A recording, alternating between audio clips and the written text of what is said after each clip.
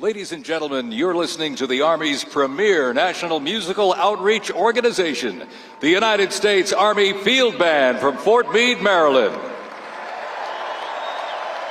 They are led by Commander and Conductor Lieutenant Colonel Domingo S. Robinson. The U.S. Army Field Band develops positive connections on behalf of the Army, the Department of Defense, and the United States through live music, multimedia performances, television productions, and emergent technologies, traveling thousands of miles annually across our nation and around the world, and appearing regularly on major television and streaming events. The Field Band proudly honors our soldiers and veterans while strengthening ties with communities worldwide.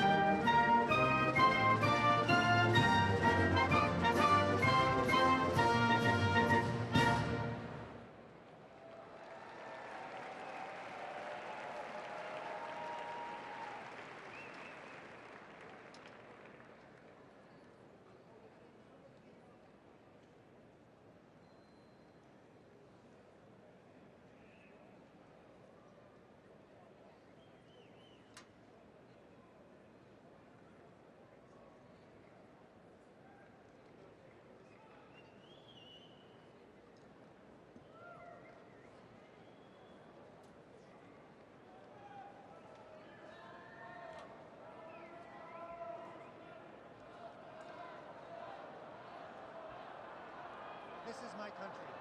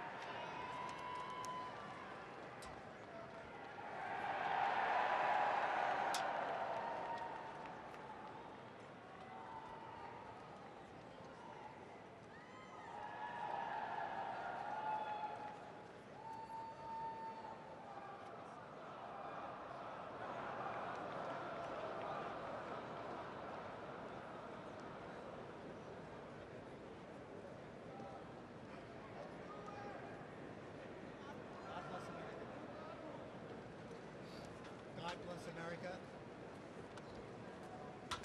God bless America.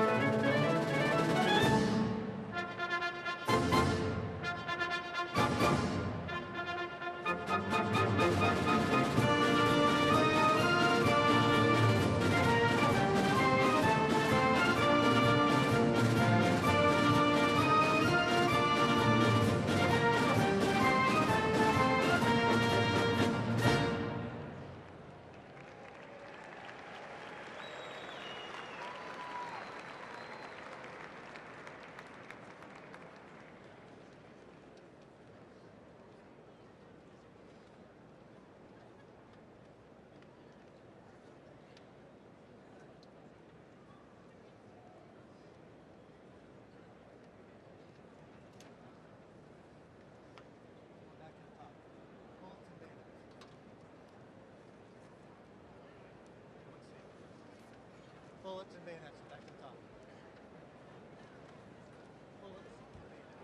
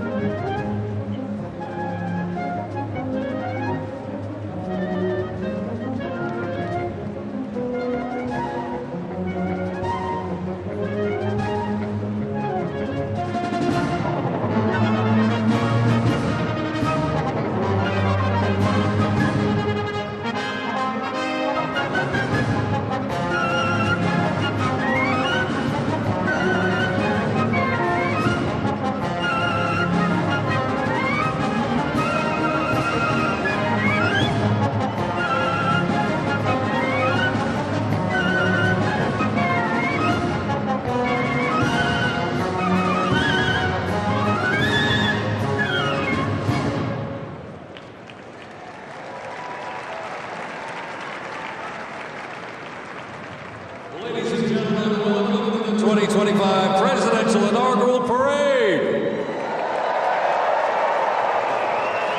My name is Dan Taylor, and I'm very honored to be requested by our president to be your parade announcer. And it's great to be here with you. I have to say it is a bit of a different format for a parade, but of course our president wanted to keep us safe, wanted to keep us warm. And I can tell you something, the talent that's going to be going through these doors into this arena, it is going to get hot in here tonight. So thank you for joining us as we celebrate this historic occasion on behalf of the Trump-Vance Presidential Inaugural Committee. The ceremony's about to begin. We're going to get things underway, so if you're with family and friends, been talking in the halls or whatever, get down to your seats, grab a snack. We're going to get the show on the road.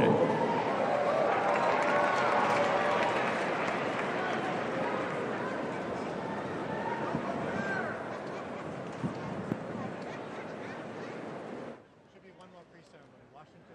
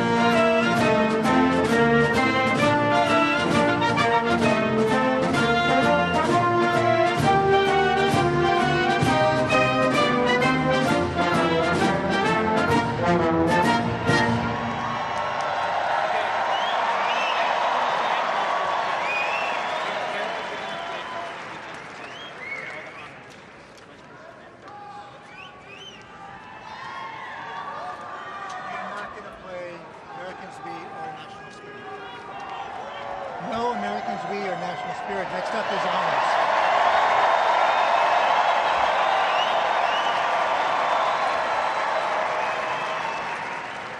Next up, the Herald will play honors.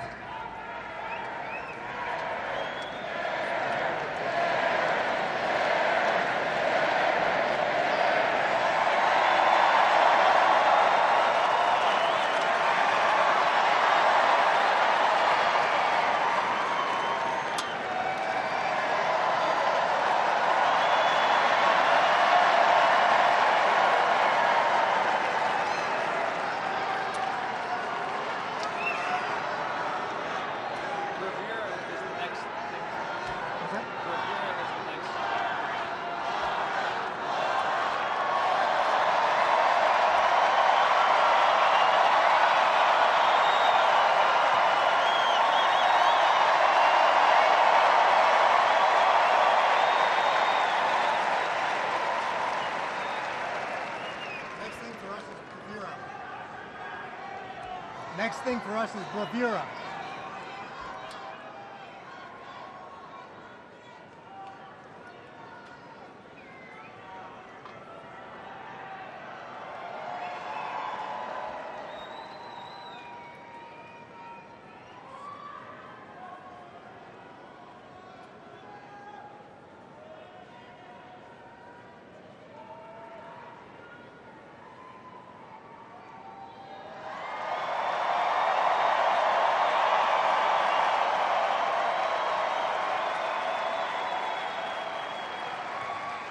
Ladies and gentlemen, we'd like to welcome the official fanfare music group of the President of the United States. Under the direction of Major Aaron Morris, the U.S. Army Band Herald trumpets performing their fanfare that's actually written for the 47th President of the United States. Listen to this, it's amazing. This is Brass and Glory.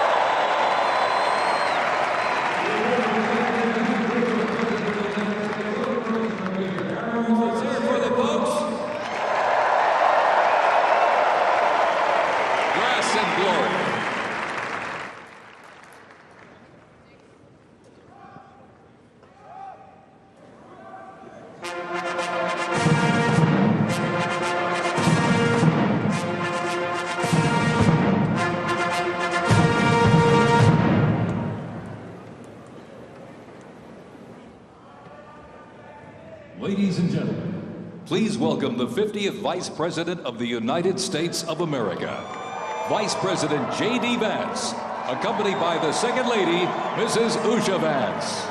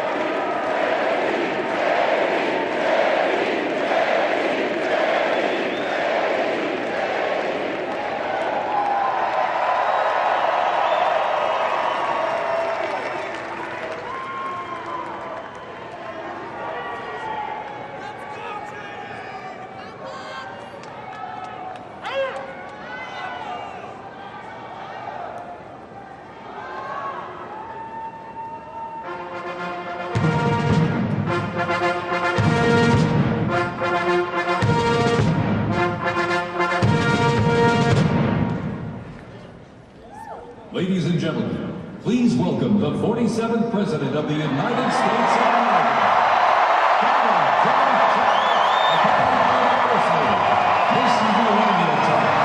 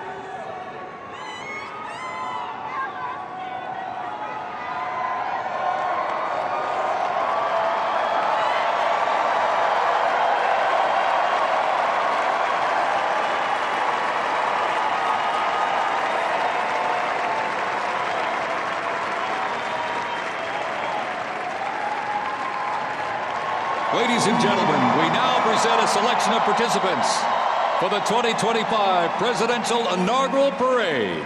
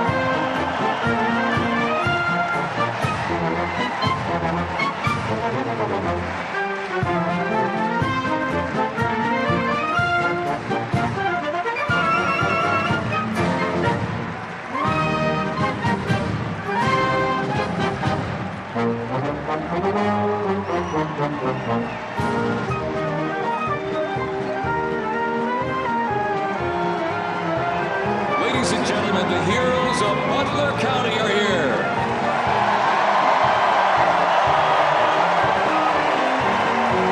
And they are here to pay homage to the life, selfless community service and sacrifice of Corey Comparatori. Mr. Comparatori, a 10-year U.S. Army Reserve veteran and past fire chief to the Buffalo Township Volunteer Fire Company, who died during the assassination attempt on the life of President Trump in Butler, Pennsylvania, July 13th, 2024. Their formation consists of Pennsylvania State Police, local police, county sheriffs, emergency services unit, EMS, 911 radio dispatch, and hospital personnel, who all heroically stepped into action during the horrific attack. They are also paying tribute to the courageous service of first responders nationwide.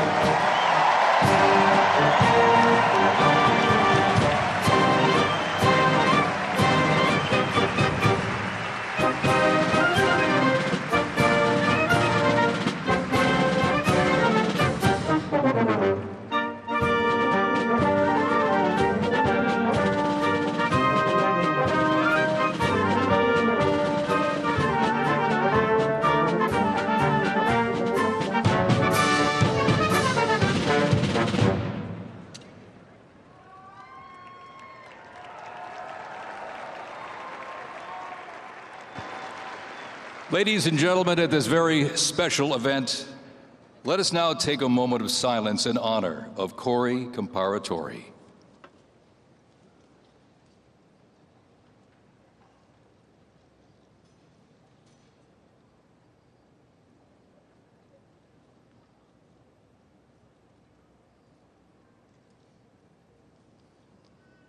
Thank you very much, ladies and gentlemen.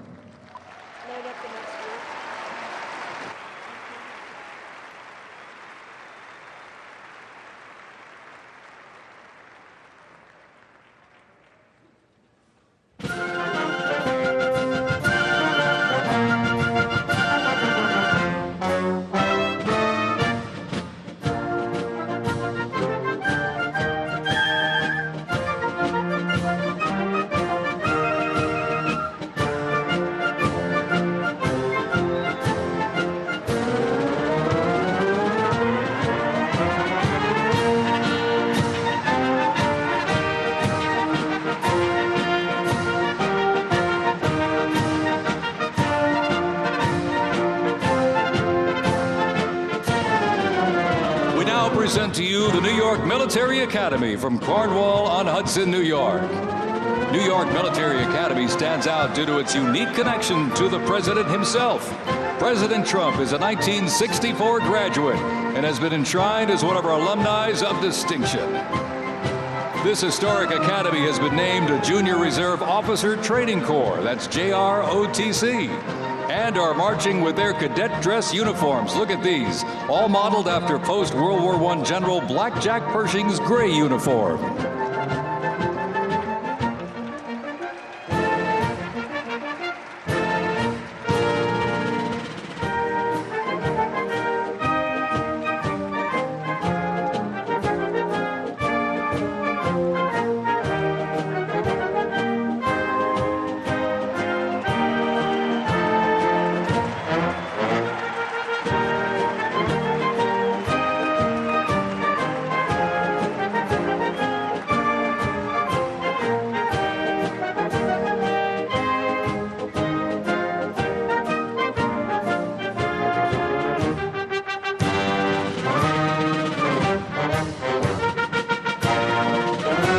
Introducing the Palm Beach Police and Fire Honor Guard unit, representing the town of Palm Beach, Florida.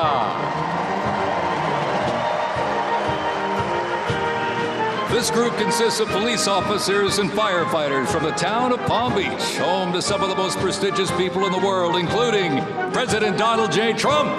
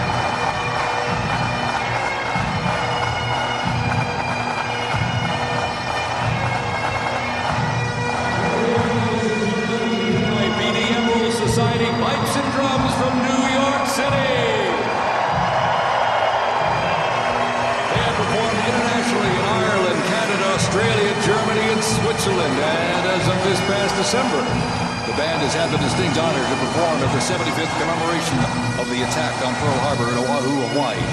The band has also played for hospitalized children, military veterans, as well as the 1980 and 2005 presidential inaugural parades, and His Holiness Pope John Paul II.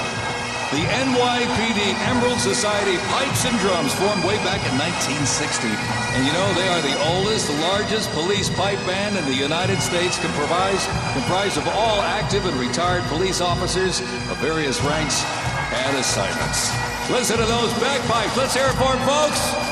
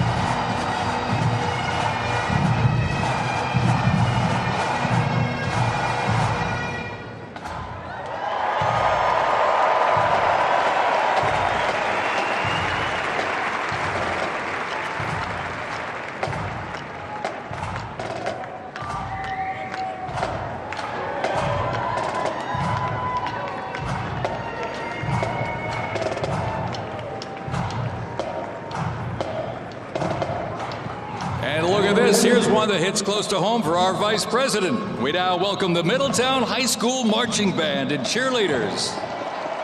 They're traveling all the way from Middletown, Ohio to proudly represent their school, our nation, and outstanding alumni, including our new Vice President of the United States, JD Vance.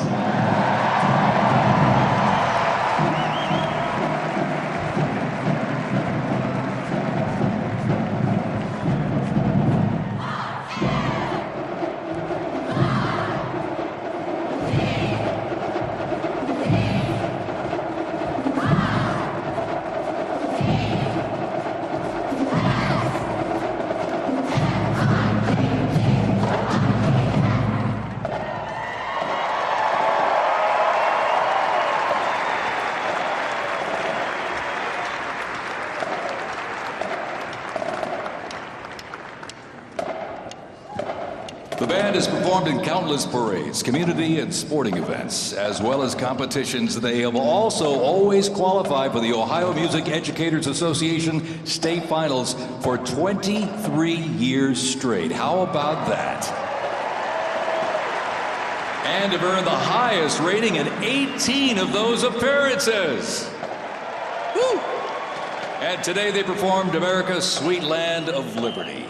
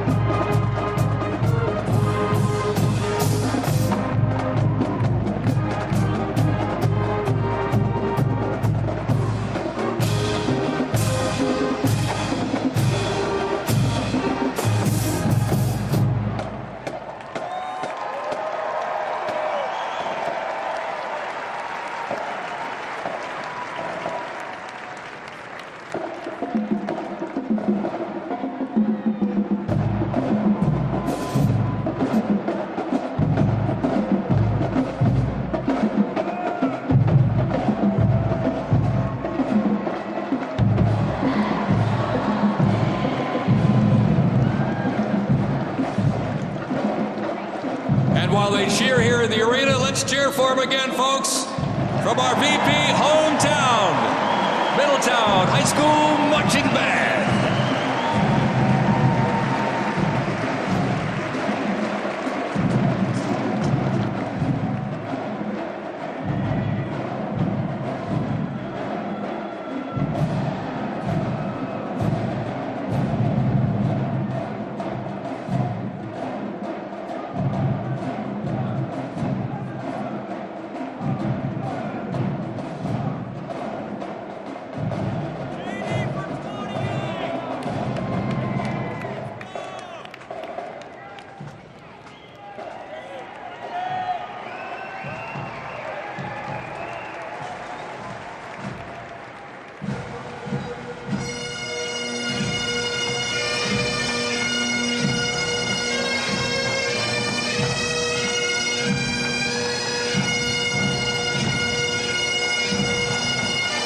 Ladies and gentlemen, entering the arena right now, traveling from Boca Raton, Florida, the Florida Firefighters, pipes and drums. And they are well seasoned when it comes to civic events. They've played and participated in parades, memorials, and other ceremonial events across both the United States and Europe. Today, they are wearing their most notable uniforms. What a great photo opportunity. Consisting of the Glengarry headgear and kilts. And they are proud to honor their fallen brothers and sisters each and every day.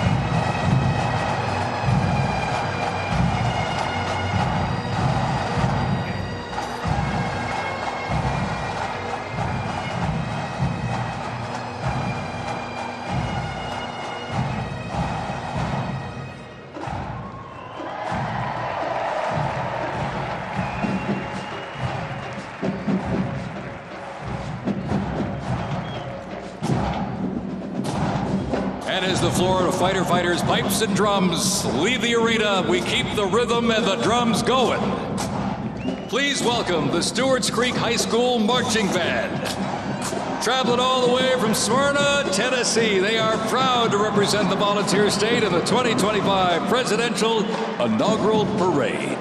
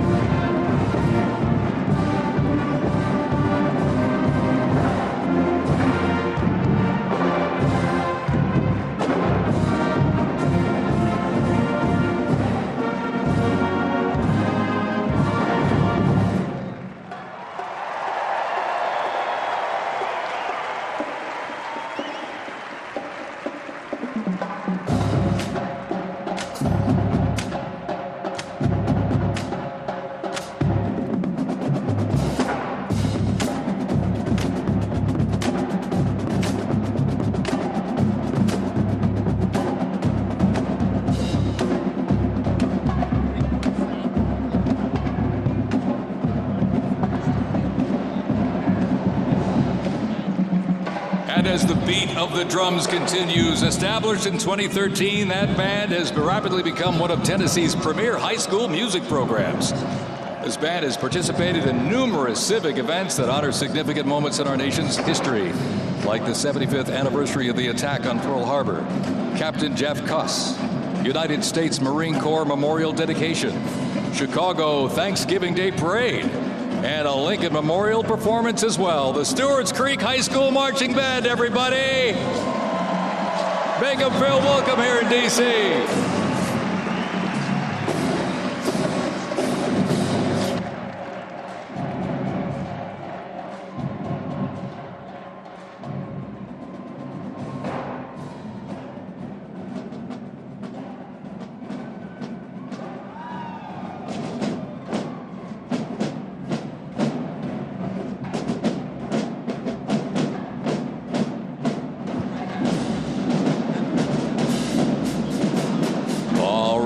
Ladies and gentlemen, now welcoming the Mississippi Valley State University Band.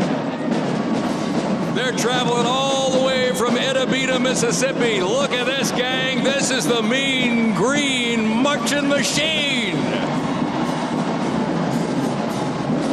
They are proud to represent historically black colleges and universities at the 60th presidential inauguration.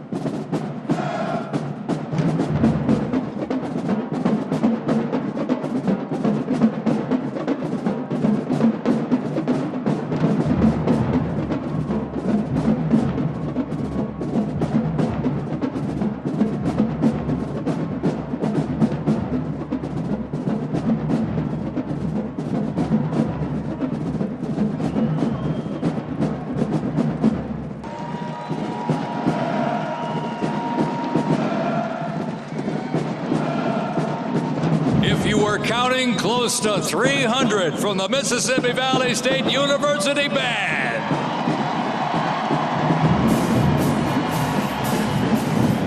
You know, since its founding, the band has consistently played a significant role at their university and across the United States. They have performed for athletic events, Mardi Gras parades, Rose Bowl parades, and many, many more.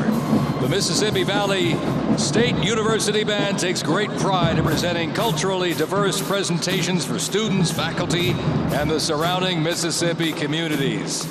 Take a look at that brass out there. Woo! That's just part of the big green marching machine. The Mean Green Marching Machine from Edabina, Mississippi, ladies and gentlemen.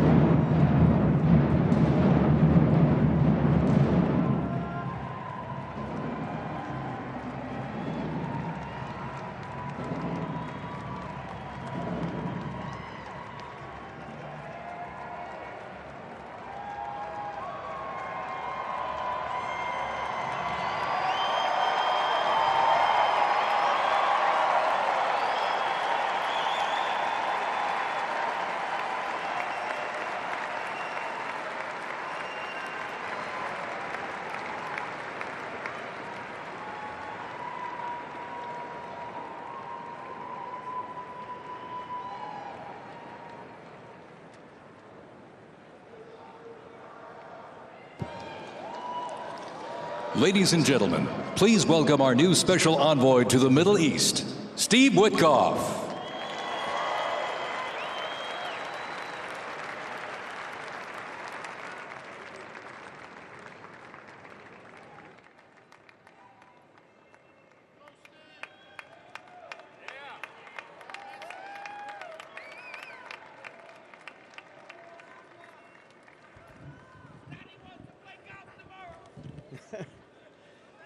Good evening, everybody. I was appointed by President Trump to be the special envoy for peace in the Middle East.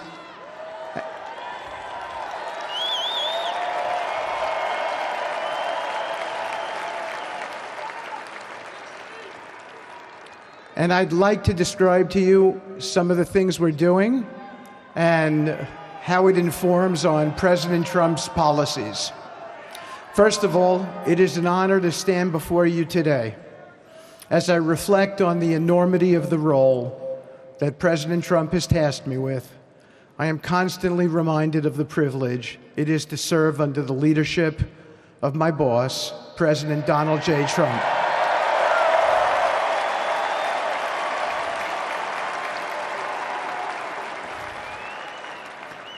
His presidency has provided a clear, bold vision for the Middle East, and it is this vision that guides every step I take in the mission.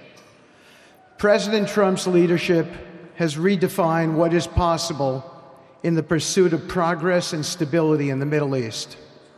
His decisive, pragmatic approach ensures that even the most entrenched conflicts are met with fresh perspectives and innovative strategies. His policies have already delivered remarkable successes, such as yesterday's release of hostages in Gaza.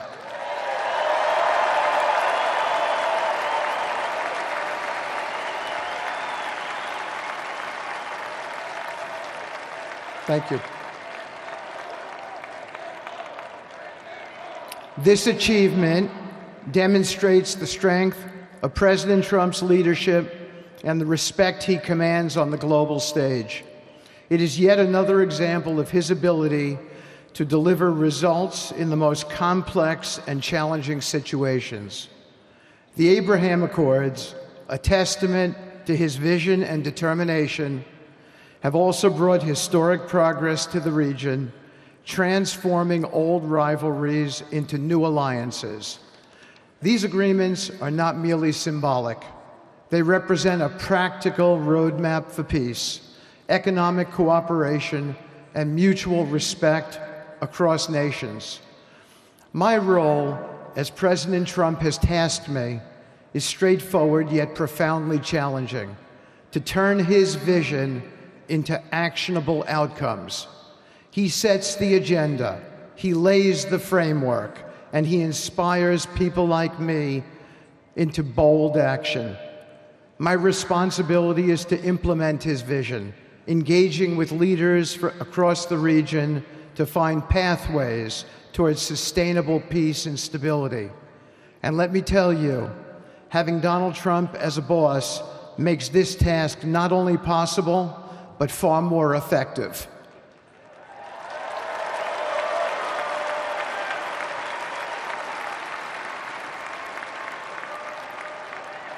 President Trump's reputation as a leader who delivers results resonates far beyond Washington. Leaders in the Middle East know he means what he says.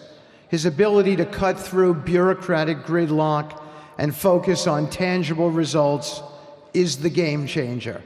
It allows me to approach delicate negotiations with the confidence that the full weight of the United States is behind me. The principles President Trump has laid out for our approach to the Middle East and foreign policy in general are fourfold, and they are clear. 1, respect for sovereignty. Every nation deserves the right to determine its own destiny, free from the interference of external powers. 2, economic prosperity as a bridge to stability. Through economic partnerships and investment, we can build a foundation for cooperation that transcends historical grievances. 3, courageous diplomacy. Real progress requires difficult conversations and bold decisions, and it is through these that trust is built and maintained. And finally, 4, reciprocity and accountability. The United States requires reciprocal actions from our partners. We are done carrying the financial burden for nations that are unwilling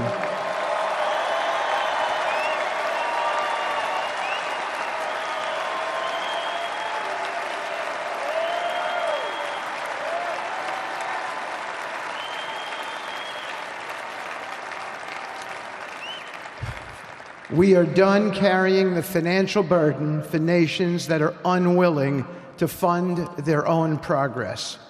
The days of blank checks are over.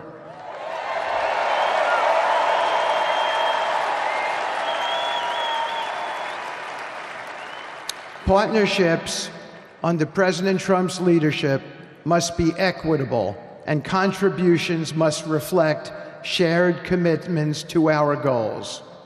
In my work, I've seen firsthand how these principles resonate. They provide a foundation that transcends politics and speaks to the shared humanity of all people in a region.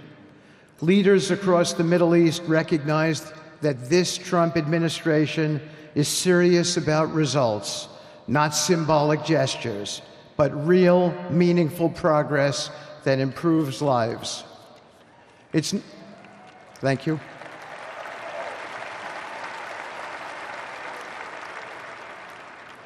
It's not always easy. There are moments of deep challenge and frustration. Decades of mistrust cannot be undone overnight. Yet I take comfort in knowing that I am not in this alone. President Trump's clarity of vision ensures that I never have to question what success looks like. His leadership provides the confidence and direction necessary to navigate these complexities. As we move forward, my commitment is to continue the work of advancing President Trump's vision for the Middle East. Whether through expanding the Abraham Peace Accords, fostering economic development, or facilitating dialogue between long-standing adversaries, my focus remains on actionable results. Let me close by saying this: a stable and prosperous Middle East is not an unattainable dream. It is a goal within our reach, made possible by strong leadership and unwavering commitment. Under President Trump's guidance, we are proving that the impossible can become reality. Thank you, but I have one more thing to say. We have some special people for me to introduce you to tonight. President Trump has been talking to them as well. They are the families of hostages from Israel who have been in Gaza for the last year and a half. There are many of them here today. Several of the families have lost children and loved ones, and they're here because they're part of an effort to retrieve their bodies so they can be buried in a proper way. Several have children who are still in captivity. There is an American family here whose loved one is scheduled to come out in 14 days, and they're going to be meeting the president tonight. So let's give them all some love and a big hand. Come on up.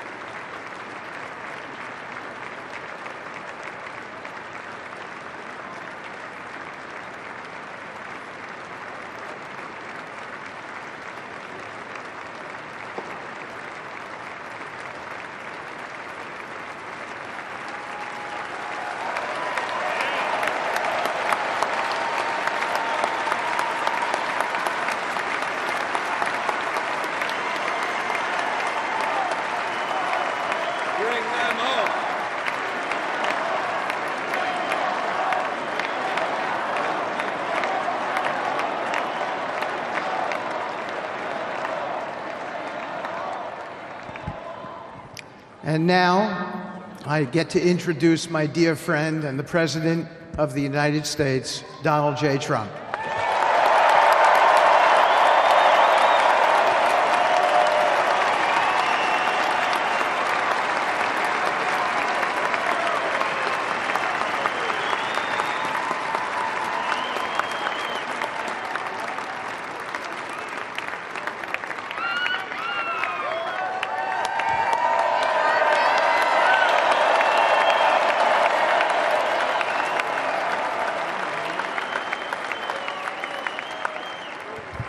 Thank you very much, everybody. Appreciate it. Thank you.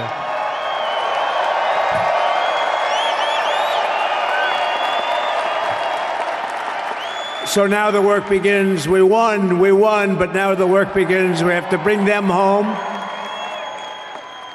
And you know, tonight I'm going to be signing on the J6 hostages, pardons, to get them out. And as soon as I leave, I'm going to the Oval Office and we'll be signing pardons for a lot of people, a lot of people. And thank you to Steve Witkoff. He's a great guy. He's a friend of mine. He's been a very successful man. He's a great negotiator. He's a wonderful guy. People love him. And he's got a tremendous power of persuasion. And that's what we need. We don't need stiffs. We don't need stiffs. We got a lot of stiffs. You just had a whole load of them.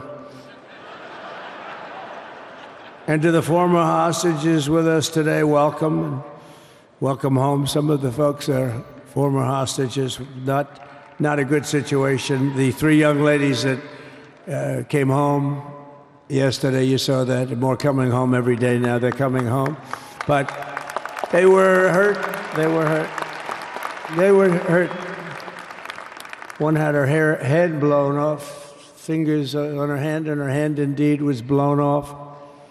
She was trying to defend herself from a bullet being fired. Do you believe this? A bullet knocked off her hand. I don't know. You look at it, it's a disgrace. We never stopped praying for you, and we're so glad that you're reunited with your friends and families, and God bless you all. And some of them are just saying, no, my son is gone. But please just bring home his body, right, Steve? Many of you have told me that your son is gone, but bring home his body. It should have never happened. 3 years, it's ridiculous. Should have never happened. Wouldn't have happened. I also want to express my tremendous gratitude to the hundreds of thousands of proud American patriots who came from all across the country to join us in this celebration. It's a celebration of a big win.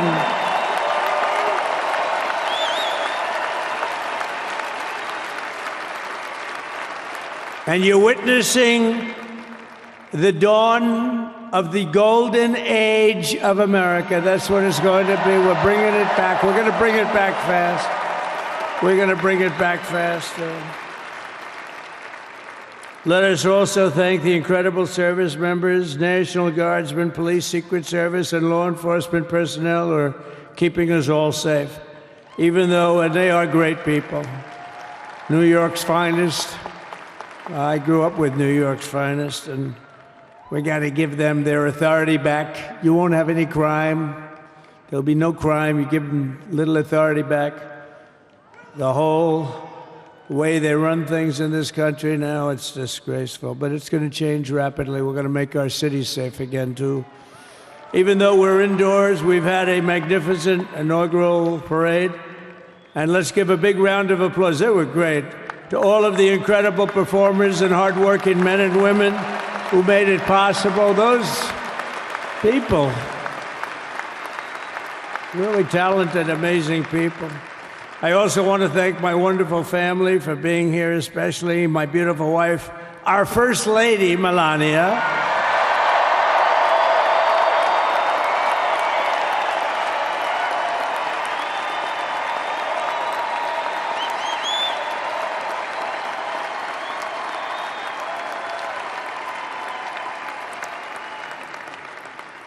I love our First Lady. And also JD. How good has JD been? And his beautiful wife, Usha. How good is JB?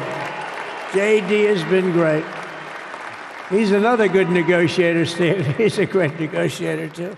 We need negotiators in this country. But so many of the people on the stage behind, not only family members, as an example, Lara Trump, the wife of Eric. She was the head of the Republican Party, along with my friend Michael. Stand up, the two of you. What a job.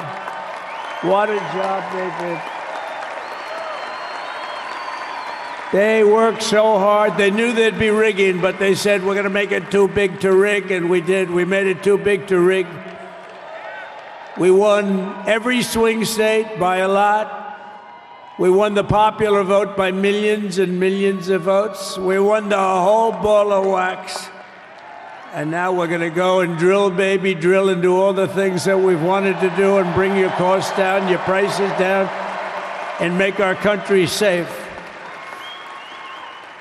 So thank you very much, Michael. Thank you very much. What a job you've done, Michael. I'm never moving you, you know. He was thinking about getting a nice job in the administration. I said, no, I'm leaving you right where you are. You've done a very good job. We're not moving you, Michael. I'm sorry. Anyway, thank you very much. Appreciate it. Appreciate it very much. Right here with us also in the arena, I'm about to sign some very important executive orders of our new administration. Hey, Don, will you stand up, please? Don is another one. How about Don? This guy.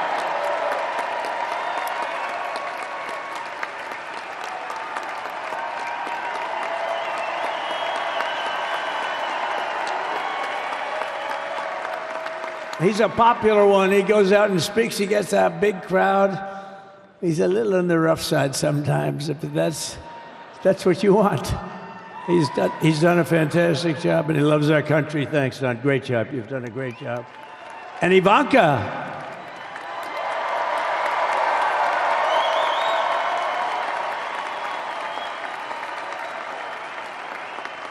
And, you know, Jared negotiated the Abraham Accords, which are the biggest deal made in the Middle East in many, many years, and it's really something. Jared, stand up, Jared.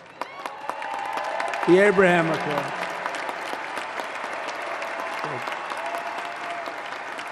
And Tiffany's going to have a little baby.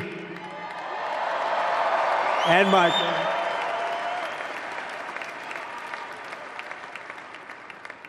And then I have a very tall son named Barron. Has anyone ever heard of him?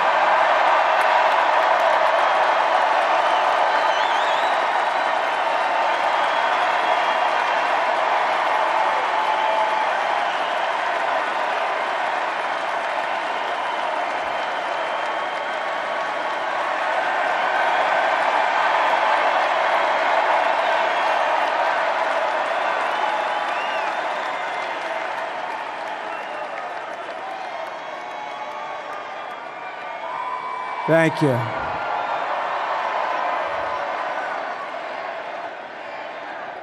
He knew the youth vote. You know, we won the youth vote by 36 points. And he was saying, Dad, you got to go out and do this one and that one. And we did a lot of them. And he respects them all. He understood them very well. And he said, Dad, you got to go out, do Joe Rogan, do all these guys. And we did. We did. And Joe Rogan was great. They were all great, right? Aaron, they were all good. He understood the market. Another famous one, how about Kai? Stand up, Kai.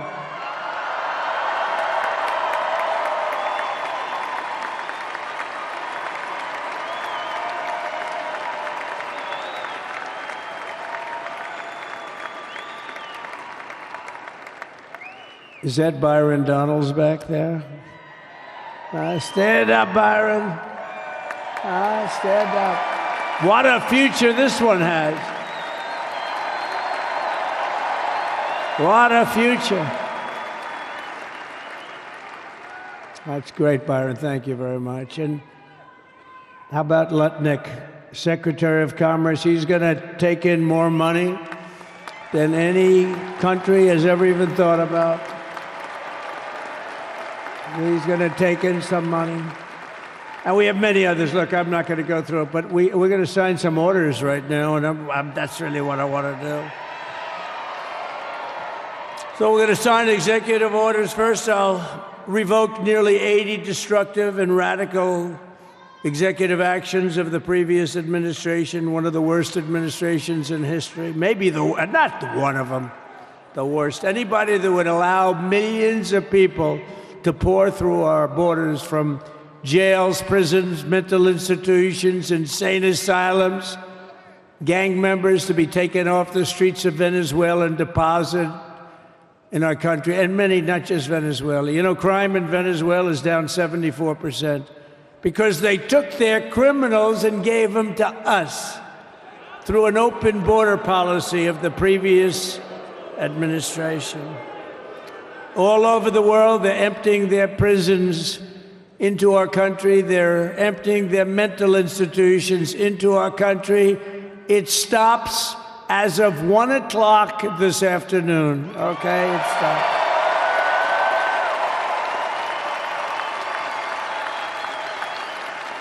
So I'm revoking nearly 80 destructive, radical executive actions of the previous administration. They'll all be null and void within about, 5 minutes? Is that them over there? 5 minutes? And next, to gain immediate control of the vast federal, out-of-control bureaucracy, I will implement an immediate regulation freeze, which will stop Biden bureaucrats from continuing to regulate. Most of those bureaucrats are being fired. They're gone.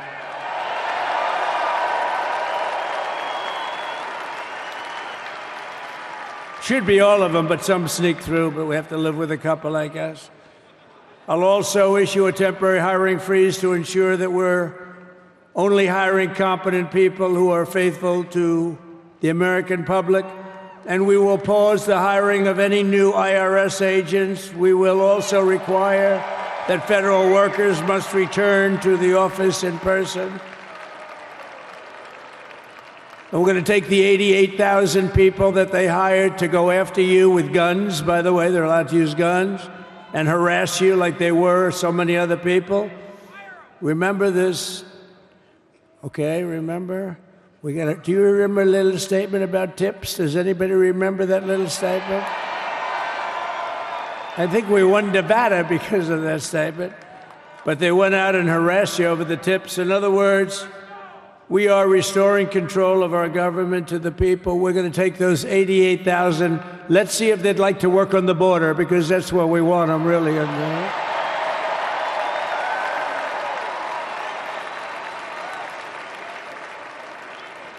So we're going to have no tax on tips, right? No tax on tips.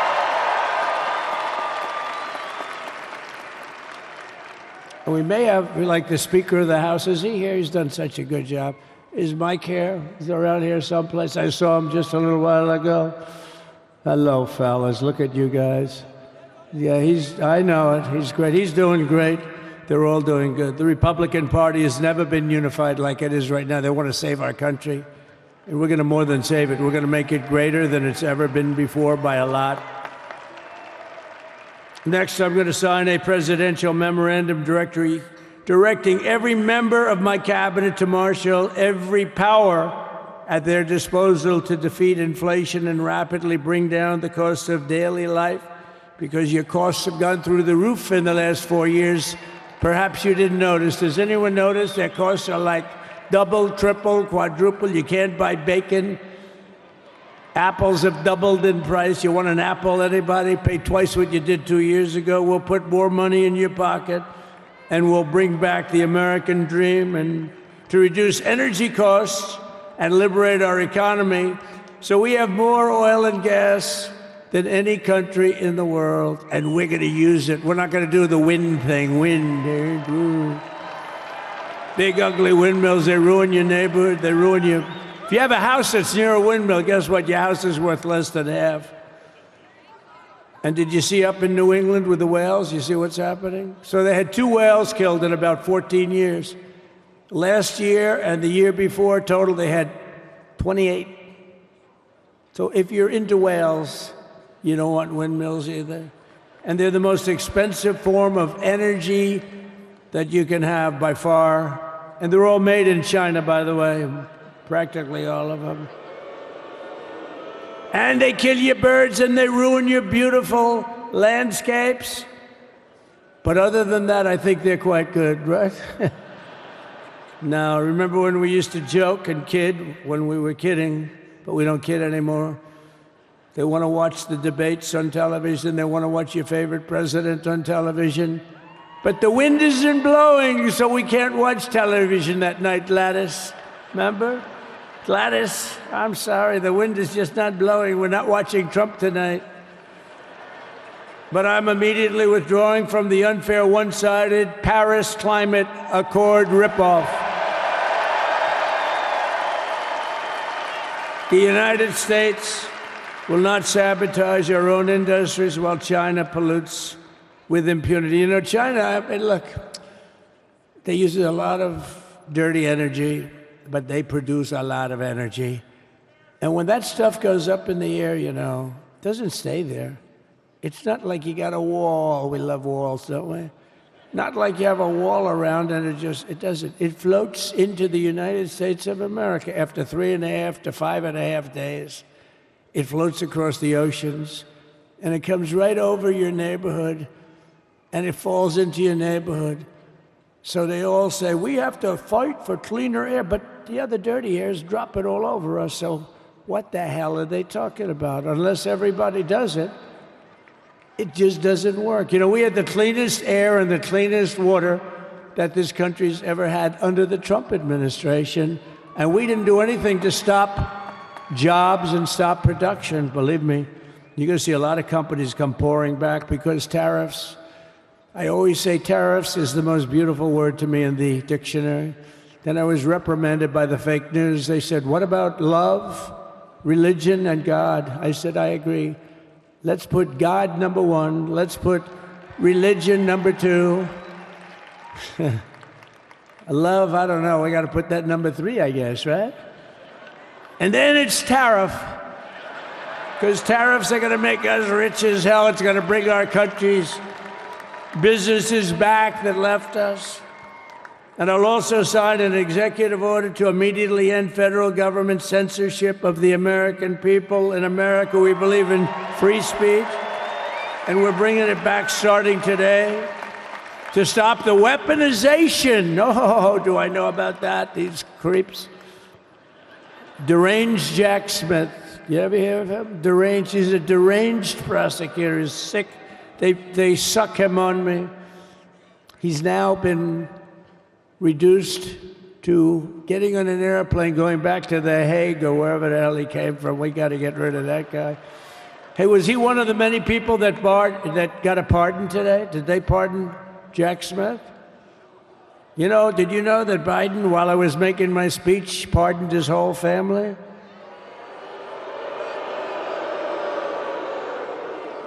The brother, the whole deal was pardoned. Can you imagine that? While I was making my speech. Did everybody hear my speech? Did you like my speech?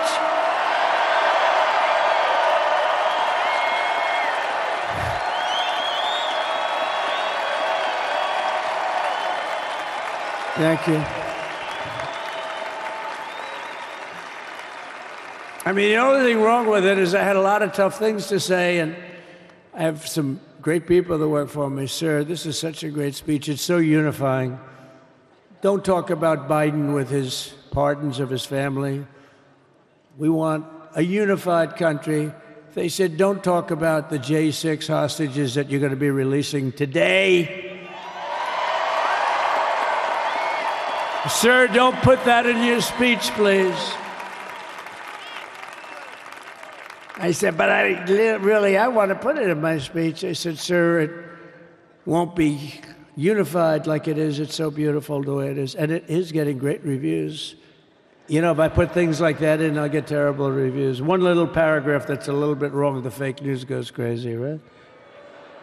So I said, all right, I won't put it in my speech, but you know what? I'm speaking in front of a hell of a lot of people. at a place called Capital One Arena, and I'll talk about it there. So we're going to be going over the beautiful Oval Office, one of the great offices in history. Even if it wasn't beautiful, it's the Oval Office, but it is beautiful. And we love the Oval Office. It all starts with the wars start and end there. Everything starts and ends at the Oval Office. We love it. But we're going to go to the Oval Office. We're going to release our great hostages that didn't do, for the most part, they didn't do stuff wrong. You take a look at what went on, and look what happens in other parts of the country. In Portland, where they kill people, they destroy the city, nothing happens to them. In Seattle, where they took over a big chunk of the city, nothing happened. Minneapolis, where they burned down the city, nothing happened. Essentially nothing happened. All they want to do is go after the J6 hostages. A 76-year-old grandmother was arrested the other day because she was looking at the Capitol or something like that. No, we're not going to put up with that crap anymore.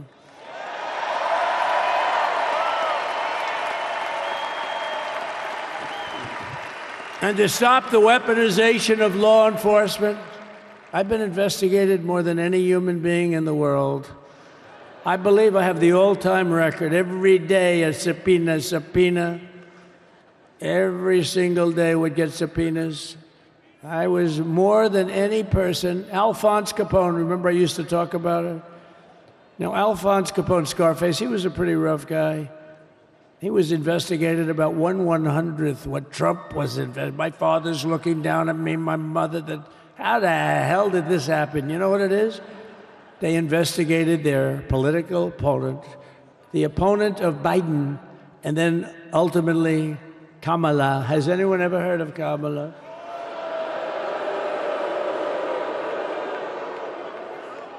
We had to beat two opponents, you know? We had to beat Biden, then we beat him. Now he goes on top. The guy was like 39 points down. I think I could have beaten Trump. They should have left me in. I would have beaten. No, his debate performance wasn't the best, right? That's what killed him. And then they had to change, and that's like you get into a fight. The great Dana White spoke last night. We love Dana White, right? UFC. That's like he puts in two fighters, one of them's getting creamed, getting really beaten, and they say, all right, take him out, let's put somebody else in to finish up the fight. That's what they did to us. They gave us somebody new, but we took care of both of them. So we beat actually two opponents. But to stop the weaponization of law enforcement and our government, I will also sign an order directing every federal agency to preserve all records pertaining to political persecutions under the last administration, of which there were many, and beginning the process of exposing any and all abuses of power, even though he's pardoned many of these people. Can you believe it? He's pardoned them. You know why he did it while I was speaking? Because that way I couldn't speak about it. I was speaking. I didn't know he did it. I finished my speech, and they said, sir, he pardoned his whole family. I said, oh, can I go back out there and talk about it? Somehow that wouldn't be very elegant. Our First Lady would say, please don't do that. But we have plenty of time to talk about it, and we will. We're doing all of this on our very first day in office. You know, don't forget, we've been in this position, really, where we won the primaries in record time. We were the fastest win of a primary ever in political history, which is a very nice thing. It's nice to know. Well, the second election was rigged, so we knew we were doing well. And if it wasn't, you know what? If it wasn't, I would have never run. But this third one was just a monster. Boy, was that a big one, huh? That was a big one. On the second one, we got like 10 or 12 million votes more than the first one. How about that? We did great on the first one. We did much better on the second one. But bad did we do well on the third one. So we're gonna have some fun. It's very simple. We're gonna make our country great. We're gonna make our country great again. We're gonna make America great again. How good a name is MAGA, though, right? You know? I was going to say, keep America great, but unfortunately it wasn't great. Can't say keep it great. It will be great again, but CAG, keep America great, CAG, I don't think it's ever going to replace MAGA. Does anybody like CAG? I don't think so. It's never replacing MAGA. Nothing will ever replace MAGA. MAGA was the most successful political operation, political movement in the history of our country, maybe in the history of the world. Let's see what happens, because we're not finished yet. We're not finished yet. We got a long way to go. But we're doing this on the very first day in office, and in just a few moments, I'm not only signing the release of the J6 hostages, I'm signing other things that you're going to love. Oh, you're going to be happy reading newspapers tomorrow and the next day and the next day and the next day.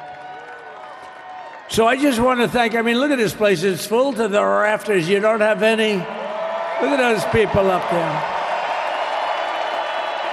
You don't have any empty seats. And by the way, the Capital One owners, they are so good. We got to root for their teams because they have been so great to MAGA, to us. And I just want to thank Ted and everybody. You guys have been fantastic. And the ice hockey team's doing great. Ovechkin's pretty good, right? They're doing great. So I want to thank them, Capital One arena owners. They have been absolutely fantastic. And thank you once again to everyone. And I can only tell you, you're going to be very happy. You're going to watch a lot of good things happen. We got to stop some wars that are happening and going on. Some stupid things are happening. The war with Ukraine would have never happened, and it has. As you know, Israel would have never been hit on October 7th, and none of you would be up here. None of you would even know anything about this tragedy that you're going through right now. But Iran was broke. Anybody that bought oil from Iran, they couldn't do any business with us. You're not going to do business with America. China passed. Everybody passed. They were broke. They didn't have money for Hamas. They didn't have money for Hezbollah.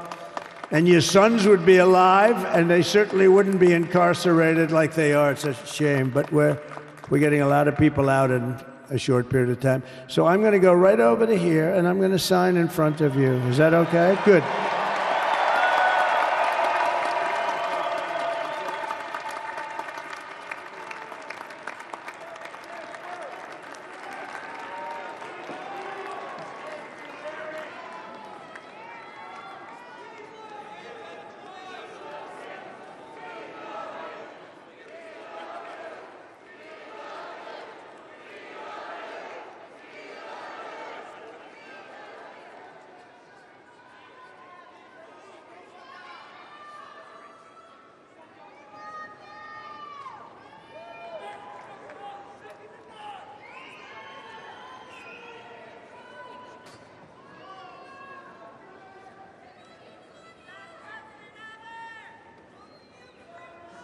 JD, why don't you come back?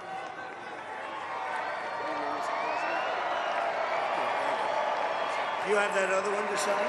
Sorry, what's it? Do you have the other one to sign? We don't have it over here yet, sir. We'll have it for you back at the oval. The first is the rescissions of 78 Biden-era EOs and presidential memoranda. You want to call it out? Do you want to say it? Do you want to say it? Oh, if you want me to, sir. Why don't you say what I'm signing? Sure. The first item that President Trump is signing is the rescission of 78 Biden-era executive actions, executive orders, presidential memoranda, and others.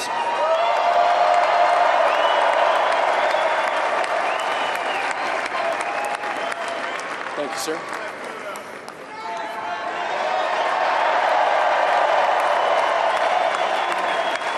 Thank you. The second item, President Trump, is a regulatory freeze, as you announced in your speech, preventing bureaucrats from issuing any more regulations until we have full control of this, the government and this administration.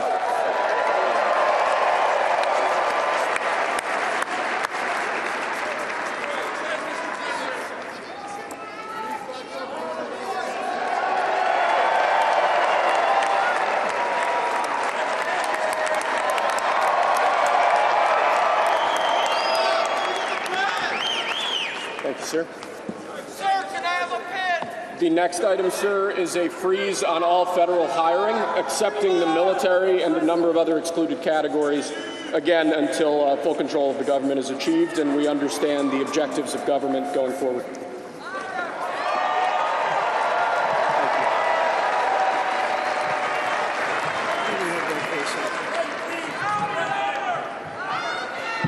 Could you imagine Biden doing this? I don't think so. I don't think so. Sir, the next item, as you announced in your speech, is a requirement that federal workers return to full-time in-person work immediately.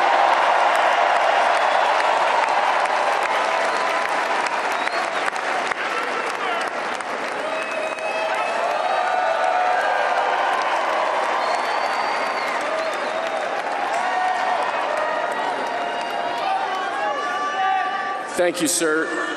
Next, we have a directive to every department and agency in the federal government to address the cost of living crisis that has cost Americans so dearly.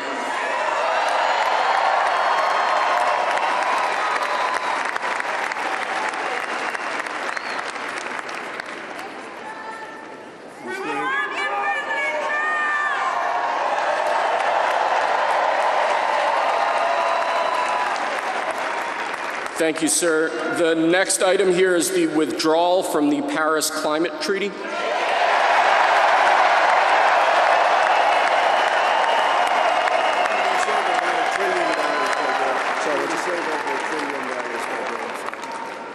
Yes, sir.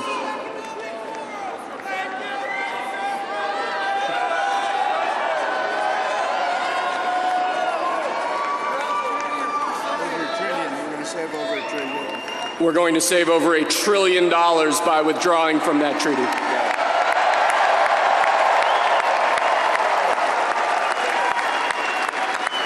And the next item, sir, is a letter that will be transmitted to the United Nations explaining that we are withdrawing from the Paris Climate Treaty.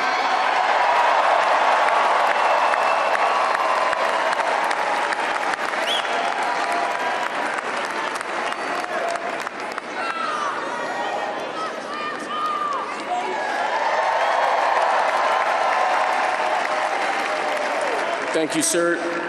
This next item is a directive to the federal government ordering the restoration of freedom of speech and preventing government censorship of free speech going forward.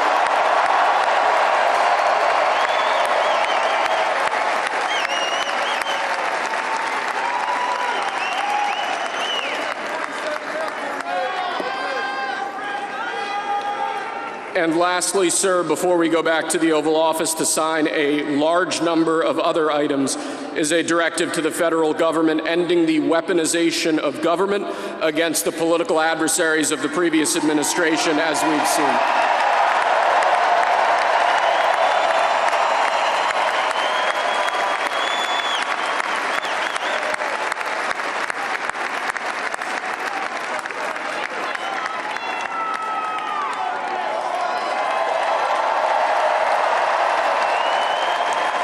Thank you very much, sir. Appreciate it.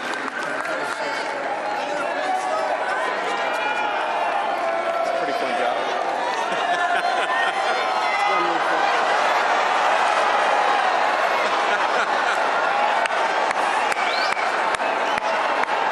I'm gonna hightail it tonight.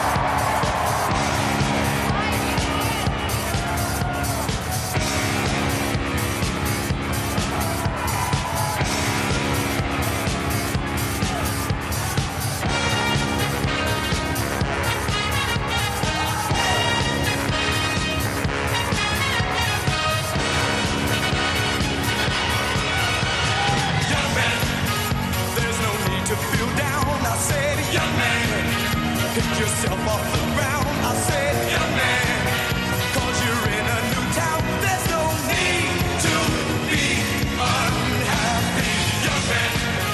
There's a place you can go, I said, young man. When you're short on your dough, you can stay there, and I'm sure you will find many ways to have a good time. It's fun to stay at the YMCA. It's fun to stay at the YMCA. They have everything for your men to enjoy. You can hang out with all the boys. It's fun to stay at the YMCA. It's fun to stay at the YMCA. You can get yourself clean. You can have a good meal. You can do whatever you feel. Young man, are you listening to me? I said, young man, what do you wanna be?